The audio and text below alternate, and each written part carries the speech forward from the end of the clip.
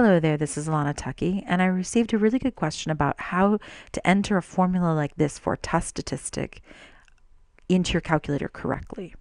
And this will work, of course, for any test statistic. I'm doing this particular one from section 11.2, where we have T0 is equal to d bar over SD over the square root of n. But the same idea is going to hold true back in chapter 10 or in other sections of chapter 11. So we have here for this particular problem that d bar was negative 1.923, SD was 1.605, and then we have 13 for n. So let me go grab a document where I have all that written up. Now remember that this denominator part here is a standard error. So it's kind of joined together, and that's the hard thing to see when you just look at it like this overall. All right, so how do you type that into a calculator?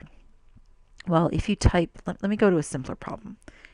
Suppose I had, just for the sake of it, I have a fraction where it's 1 over 1 over 2 like this.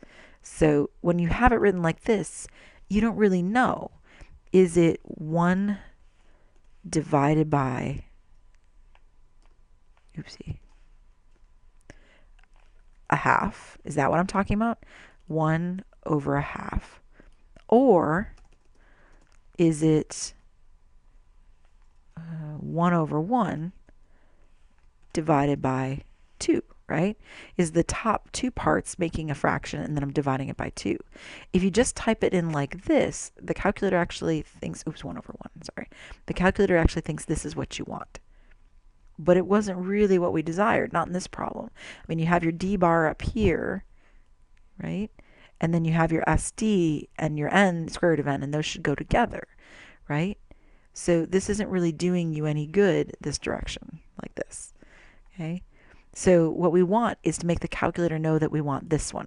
I want 1 in the numerator divided by a half. Well, the way to make the calculator know that is to put the half in parentheses, right? That's one way. I'll show you another way as well. So if this is the one you want, then that's what you're going to have to do.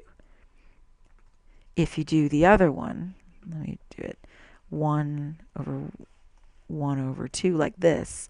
If you just type it like that into your calculator, it thinks you mean this, which isn't really what you want at all. So that's a big no. That isn't what you're interested in.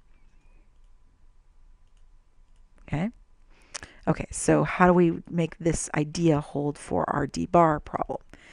So you remember that this denominator really goes together. So what we want is we want that to go in parentheses in our calculator. That's one way to accomplish it, because that denominator part is your standard error.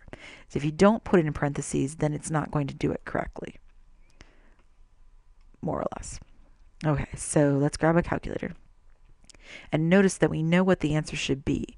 It should come to negative 4.319 if we type this correctly.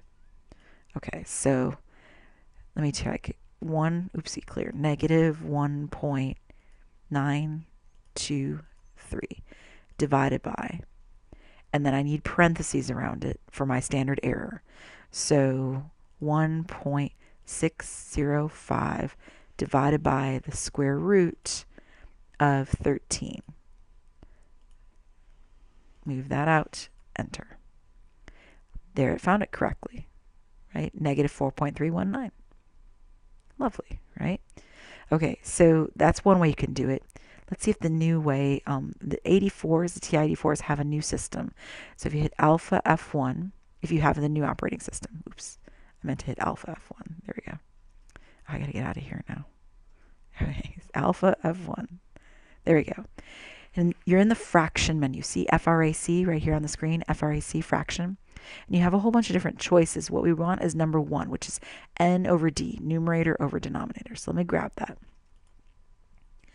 And then I'm going to type negative 1.923, actually negative 1.923, using the little negative symbol down here, over, and then let me put this in parentheses, 1.605 divided by the square root of 13.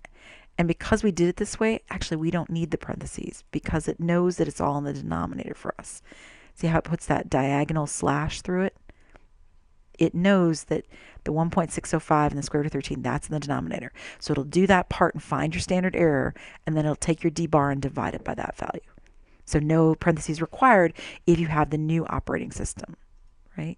And you can check that if you hit alpha F1, if it has that fraction menu, then you have the new operating system. TI-83 calculators do not have this. They can't do it. So don't expect a TI-83 to have it. Okay? So again, this is how you do it. You take your D bar or your X bar or whatever it is in your numerator, and you divide it by, and then put parentheses around that denominator, and then because you're holding all that together to form your standard error. All right, I hope that helps.